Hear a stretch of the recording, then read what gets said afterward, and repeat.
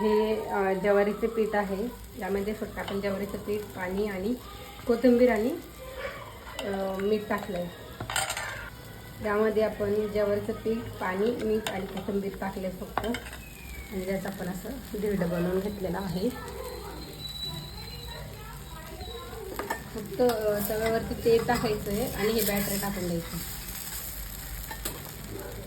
अशा प्रकारे हे धिरडं आपण केलेलं आहे. आता आपण उलटावून घेतलेलं आहे त्याला.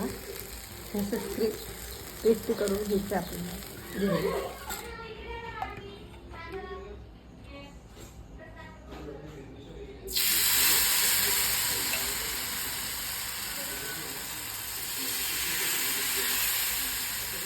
त्यातलं थोडंसं तेल टाकायचं आहे.